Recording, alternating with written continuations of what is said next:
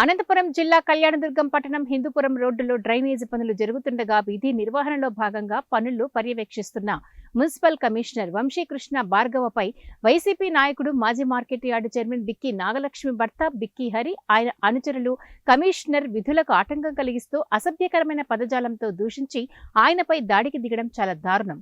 అందుకు మున్సిపల్ ఉద్యోగులు సచివాలయ సిబ్బందితో కలిసి మున్సిపల్ కార్యాలయం నుంచి టీ సర్కిల్ వరకు ర్యాలీ చేసి టీ సర్కిల్లో మానవహారంగా ఏర్పడి ఉద్యోగులపై దాడికి దిగిన వారిపై పోలీసులు కఠినంగా శిక్షించాలని, ఉద్యోగులకు భద్రత కల్పించాలని డిమాండ్ చేశారు.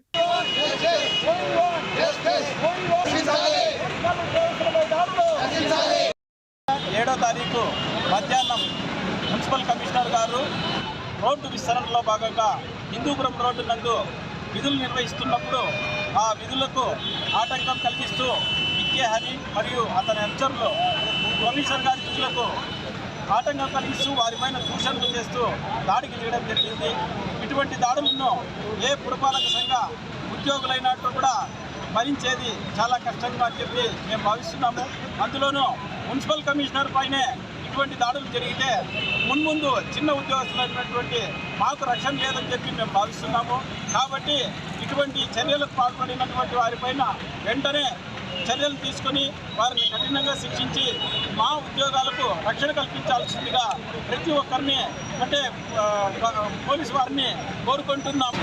కళ్యాణదుర్గం పురపాలక సంఘం నందు హిందూపురం రోడ్డు నందు మున్సిపల్ కమిషనర్ గారు విధులు నిర్వహిస్తుండగా ఈ యొక్క ఘటన జరిగింది. ఈ ఘటనకు బాధ్యులైనటువంటి వారిని బిక్కే హరి మరియు వారి అనుచరులని వెంటనే శిక్షించవలసిందిగా మేము మున్సిపల్ ఉద్యోగ సంఘం తరఫున కోరుతున్నాం.